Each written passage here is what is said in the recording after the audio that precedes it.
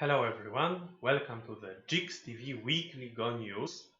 As each week we are starting from the news from the Asian tournaments, and you remember that previously, 2 times already, we were talking about the preliminaries for the Samsung Cup. Samsung Cup is one of the biggest international tournaments which will start online this year in the end of October. And in China, the preliminaries was a Swiss tournament, Swiss system. There were 28 participants in the male group, and none of the players had a clear advantage over the opponents. There were 3 players with the result 7-2. It was Zhao Chenyu, Peng Liao, and Dang Yifei. 6 players from this group qualifies for the Samsung Cup. There are also 5 players who are seeded, if I'm not wrong, 5 players because of their good results before, and 1 player from the female qualification, and this is Fang Ruoxi, not Zhou Hongyu, not who else. Fang Ruoxi didn't win the big female competitions yet, but now she showed power, and we will see her in the Samsung Cup. In Korea, we are approaching the Ryongsang final, and this will be the 3rd time in a row when Shin Jin-so and Park Jong-hwan will play together in this final. In general, it is a young competition. This will be the 4th edition, and 2 years ago, Park Jong-hwan beat Shin Jin-so in the final 2-0. But last year it was 2-0 for Shin Jin-so. So let's see how they will play this year.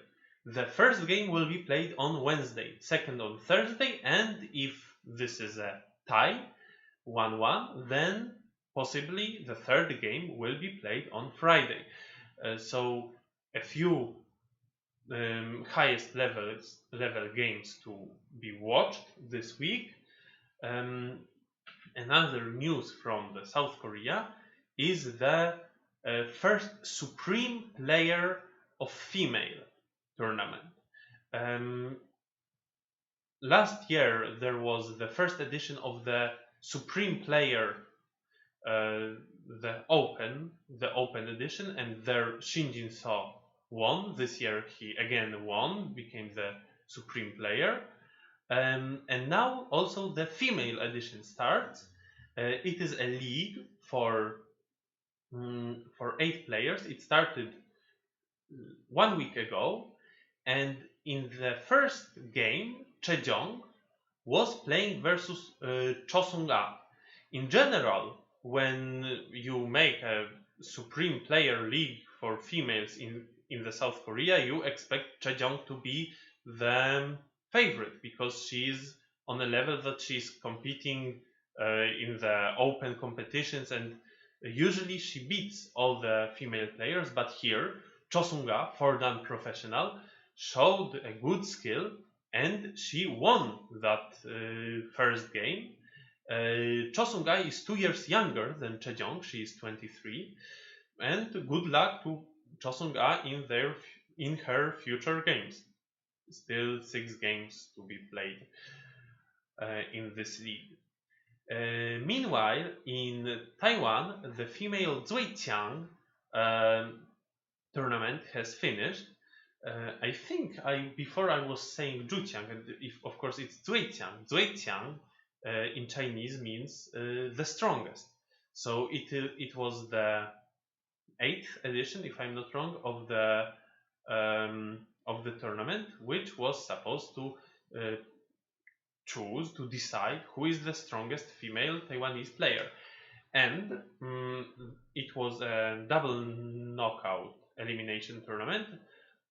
Su Shenfang, 3rd-dan professional, lost to Lu Yuhua in the main brackets, and then she won her game in the losers bracket, so they met again in the final.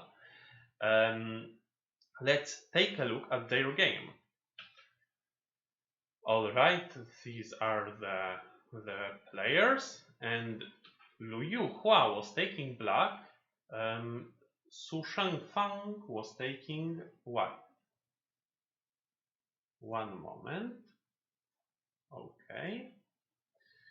How did the game go? So the first fight of the game started when Su Shengfang invaded the area of black, or maybe not really invaded, but also tried to attack the stones of black. Lu Yuhua countered the plan of white, and now probably white considered going out, but it's not easy. There are already stones which black has just played, so maybe white will not manage to get out. Therefore, Su Shengfang thought of an alternative plan, attached and then cut. So now black needs to choose whether black wants to give this stone some help, or capture that stone but give white something on the other side. This is what Lu Yuhua chose, and white created a group, but black was not afraid of this Ponuki. Instead, black still thought that this is a group which can get attacked. So black attacked it once and then played this move, this capping move, and I think that the whole strategy black used is very interesting. So at this moment, when white gave black a choice, black decided that it's alright to let white destroy this framework, this potential territory on the right side, on the lower right, for getting a strong position above. And why? Because now white's group is a bit weak, and when this group is a bit weak, then it will be much more difficult for white to fight when black attacks this stone of white.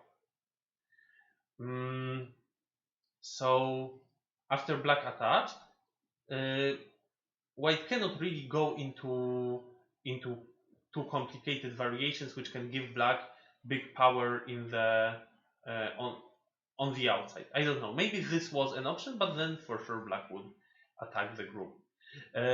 Instead, Su Shengfang chose an attachment, and then with this variation, white gave up the cornerstone. White didn't play it to live with it, but to create an agi, and then white got something on the outside. But black secured the big territory, and now M3 is looking bad. Black is happy that black managed to seize that stone. Anyway, the game continued. White got stronger with the group on the right side, and now white decided that she needs to harass black's shape a bit on the right side. Still, this stone is some agi, still there is an agi of a cut, so white went so deep. I think an alternative might be to play somewhere further and maybe try to make a moyo on the top side, but instead white chose a more aggressive way, and it seems to me that it didn't work well for white in the game. White played this nice looking light shape, however black just brutally captured stones, and now white cannot save these stones, but white found another way. White plays here, and now if black blocks, white has this beautiful double atari. But black didn't fall into this trap. Instead of trying to capture all white stones, black just took this double Ponuki, or we can even say quadruple Ponuki, even though these are not real Ponukis, as there were no white stones here before. And I don't know, can white be satisfied with this result? Okay, white got into black's area, but it is only a call. And even if white wins this call, then black can still save the 4 stones easily. And more importantly, black got extremely thick on the outside. Black is alive and black has many stones, so it will never be possible for white to create anything on the top, anything big, any moyo.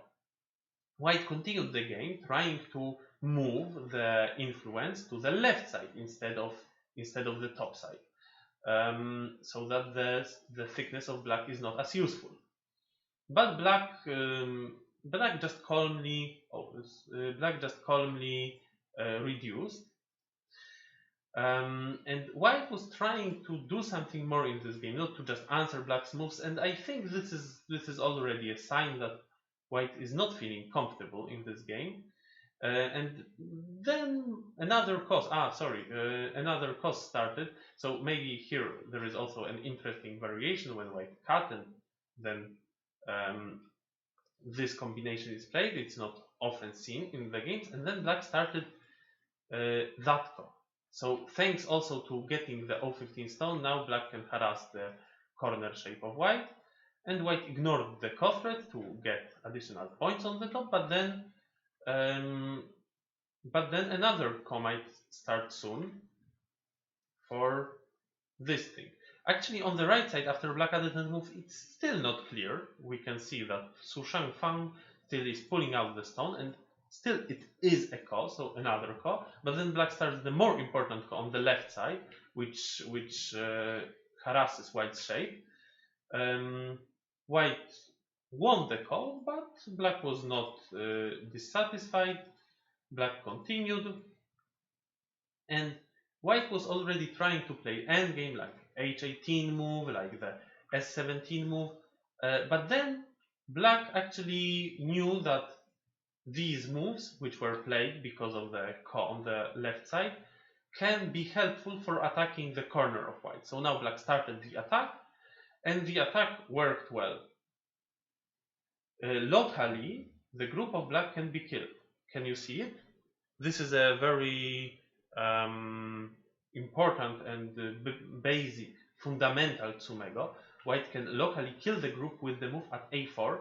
However, now it does not work because black just takes white's liberties, and white is short on liberties, right? If now white tries to do this, white is losing by one liberty. So white died here, and now the whole group of white is in a big trouble. And you remember this was white's corner. So now white thought that the last chance is to try to do something against the group of black on the top, but this was again a ko, and as a ko threat, black just played a move which encloses the group of white. Okay, white won the ko, but the group is anyway dead, and white still cannot really capture all black stones on the top, so soon white resigned. So I think that this game was a rather clear dominance of Lu Yuhua, of the black player here. And yeah, Lu Yuhua won again against Su Shangfang, as also in the winners brackets, and she won. It is the seventh edition of the female Zhuiqiang tournament. All right. Now news from Europe, because there was a lot happening this weekend. First of all, the European Women's Go Championship. They were held online on OGS. Last week we were talking about a female league in Latin America, and now we are talking about the championship of European female players. There were 6 rounds, 3 rounds each day, played with a Fischer time. So I think that this was a bit tough to play so many games. Like both days were exhausting. And after 2 days of playing, Dina Burdakova from Russia took the first place, winning 5 of the games. She lost only to Milena Boclet in the last round. Milena from France. The second place, also with 5 wins, was taken by Virginia Sharnieva. And then third place, Natalia Kovalyova, and fourth, Anastasia Khlepetina.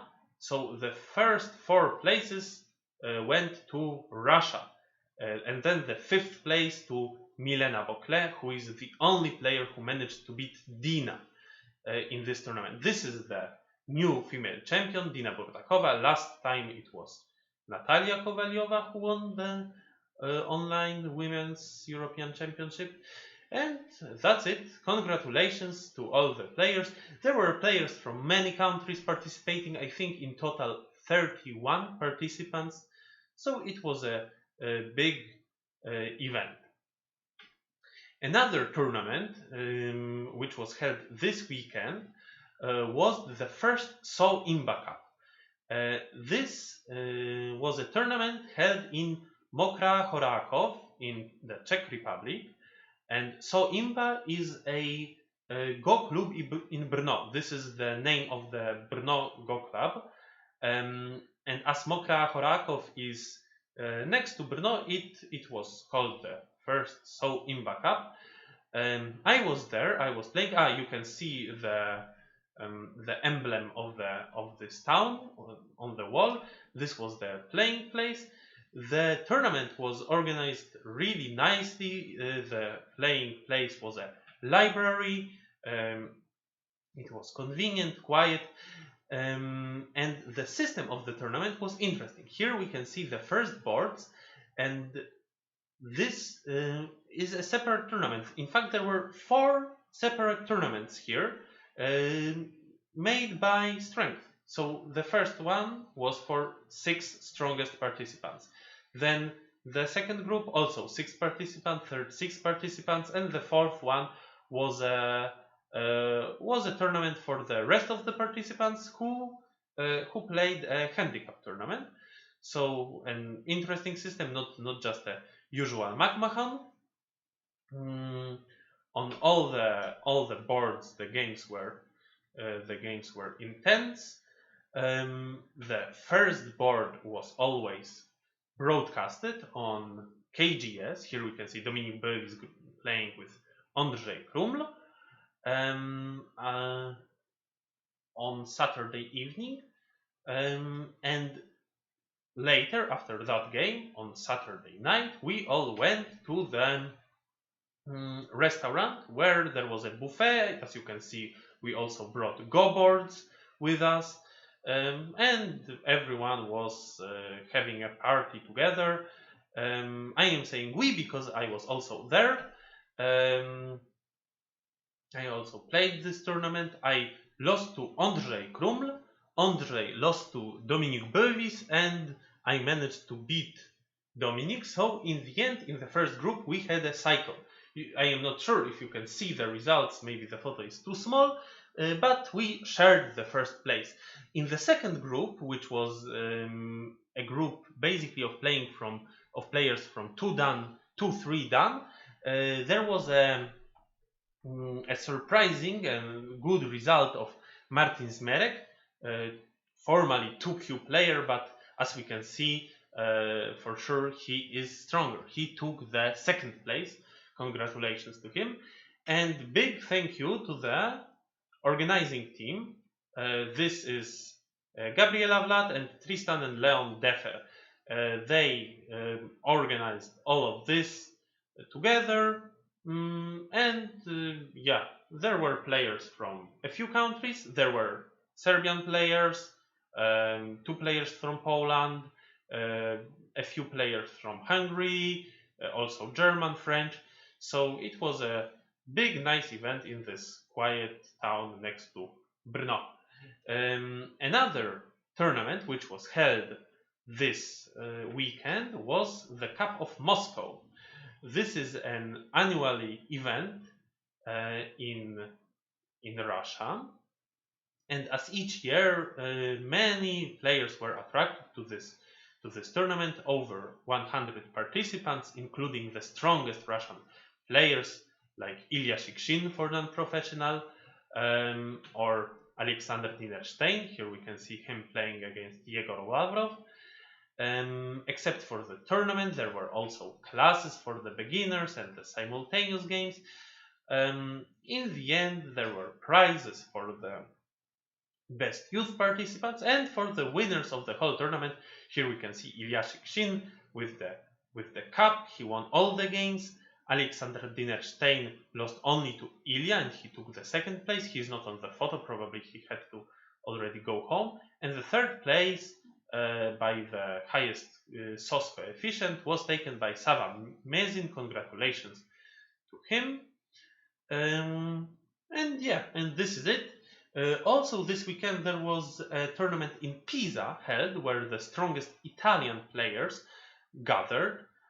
So it was a really busy Go weekend. And actually, it is not stopping. Next weekend there will be a tournament in Wrocław where there are already, I think, 30 players registered, not only Polish, but I saw Czech, German player registered. There will be also a tournament in Prague, where again many Czech players are registered. Is there something more? Next weekend, I am not sure. In 2 weeks, there will be the finals of the Czech Team Championship. In 3 weeks, there will be European Pair Go Championship. It will be held in Niš in Serbia. So pairs from all over the Europe will come to compete. All right, that's it. We move to the Tsumego section. I am happy that you are again many people are participating. This week Wiktor Staliński managed to get all the problems correct and he passed the threshold of 75 points. It is already the second time that Wiktor wins a prize in the JIGS TV Tsumego competition. Congratulations to Wiktor, and we are waiting also for Johanna Wille and Felicia Staliński to get the prize. They are just 3 points away.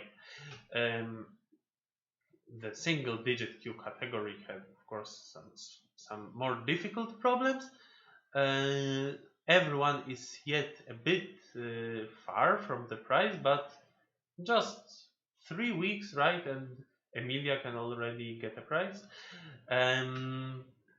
All right, so this is it about the past week problems, and the new problems are visible here, so you can take a screenshot and send your solutions to the email of the JIGS TV, or you can also download these problems from JIGS website. You will be able to do it already tomorrow, I think. They will be posted. Okay, so please take part in the competition and choose which tournament you are going to next weekend, and see you next Monday. That's it. Bye bye.